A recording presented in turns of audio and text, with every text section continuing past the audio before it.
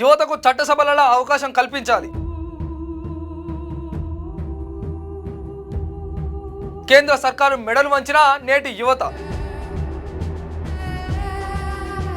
August మొదటి వారంలో assembly తీర్మానం. ఆగస్టు మొదటి వారంలో అసెంబ్లీ శాసన మండలి ప్రత్యేక సమావేశాలు ఏర్పాటు చేసి శాసనసభలో చర్చించి 25 ఏళ్లు వద్దు 21 ముద్దు. ఎమ్మెల్యేగా ఎంపీగా పోటీ చేయడానికి 21 సంవత్సరాల వయసును అర్హతగా తీర్మానం చేసి ప్రధానమంత్రికి పంపిస్తా. విద్యార్థుల మీద పెట్టిన కేసులు ఎత్తివేయాలి. అందరికీ నమస్తే, వెల్కమ్ టు క్యూ న్యూస్. నేను మీ రాము. కేంద్ర సర్కారు ఎన్ని ఇబ్బందులు పెట్టినా నీట్ పేపర్ లీకేజ్ విషయం జెన్జీ యువత మస్తుగా పోరాటం చేశారని ముఖ్యమంత్రి రేవంత్ రెడ్డి అన్నారు.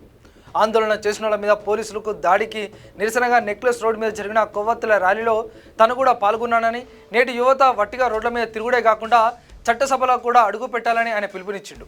21 ఏళ్లకే ఎమ్మెల్యేలు ఎంపీలు అయ్యేటట్లు అవకాశం ఇవ్వాలని గట్టిగా డిమాండ్ చేసిండు. వీరి గురించి ముఖ్యమంత్రి ఇంకేం ముచ్చట చెప్పిండో ఇప్పుడు పూర్తిగా తెలుసు. కేంద్ర ప్రభుత్వం ఎన్ని దాడులు చేసినా సరే నీట్ పేపర్ లీకేజ్కు కారణమైన వాళ్ళను గద్దె దించేదాకా యువకులు ఎదురొడ్డి నిలబడ్డారని ముఖ్యమంత్రి రేవంత్ రెడ్డి చెప్పుకొచ్చిండు. ఢిల్లీ జంతర్ మంతర్ల ఆందోళన చేసిన పిల్లల మీద పోలీసులు దాడికి వ్యతిరేకంగా నగరంలో పెద్ద ఎత్తున కొవ్వొత్తుల ప్రదర్శన జరిగింది. పీపుల్స్ ప్లాజా నుంచి నెక్లెస్ రోడ్ దాకా జరిగిన ఈ కార్యక్రమంలో ఆయన కూడా పాల్గొన్నారు. తర్వాత ఇందిరాగాంధీ విగ్రహం కాడ ముఖ్యమంత్రి మాట్లాడాడు. జెన్జీ యువకుల ముఖాలల్లా తనకు గెలుపు సంతోషం కనిపిస్తుందని అన్నారు. కేంద్ర మంత్రితోని రాజీనామా చేయించి మీరు పెద్ద విజయం సాధించినని యువకులను మెచ్చుకున్నారు. మీ పోరాటం ఇంతటితో ఆగకుండా మునుముందు చట్టసభలో అడుగుపెట్టేదాకా కష్టపడాలని రేవంత్ రెడ్డి పిలుపునిచ్చింది. నేటి తరం పిల్లలు రోడ్ల మీద కొట్లాటలకు పరిమితం కాకుండా చట్టసభలో ప్రవేశించాలని, దేశానికి తమ గొంతుకును బలంగా వినిపించాలని ముఖ్యమంత్రి రేవంత్ రెడ్డి అన్నారు. యువతకు అవకాశం ఇచ్చేందుకు 21 ఏళ్లకే ఎమ్మెల్యేగా ఎంపీగా పోటీ చేసేందుకు వీలు కల్పించాలని ఆయన డిమాండ్ చేసిండు. బ్రిటన్ అసొంటి దేశాలలో చిన్న వయసులోనే చట్టసభలకు ఎన్నికైతుండని గుర్తు చేసిండు. రేపు రాహుల్ గాంధీని ప్రధాని కాగానే యువకులకు మంత్రివర్గంలో సభ్యులుగా చేస్తామని హామీ ఇచ్చిండు. ఈ ముచ్చట మీద పార్లమెంట్లో బిల్లు పెట్టాలని డిమాండ్తో తొలిసారిగా తెలంగాణ నుంచి తీర్మానం పెడతామని ఆయన తెలిపిండు. ఆగస్టు మొదటి వారంలో శాసనసభ మండలిని ప్రత్యేకంగా సమావేశపరిచి తీర్మానం కాపీని ఢిల్లీకి పంపుతామని ఆయన స్పష్టం చేసిండు. దేశ జనాభాలో 30% యువకులు ఉన్న చట్టసభలలో మాత్రం 1% మాత్రమే యువతకు ప్రాతినిధ్యం ఉండడం ఏందని ముఖ్యమంత్రి ప్రశ్నించిండు. 60-70 ఏళ్ల వయసున్నోళ్ళు మంత్రులుగా ఉన్నారని, ఈ పరిస్థితుల్లో మార్పు రావాలని ఆయన తెలిపారు. నాడు యువశక్తిని గుర్తించిన రాజీవ్ గాంధీ ఓటు హక్కు వయసును 18 ఏళ్లకే తగ్గించిండని గుర్తు చేసిండు.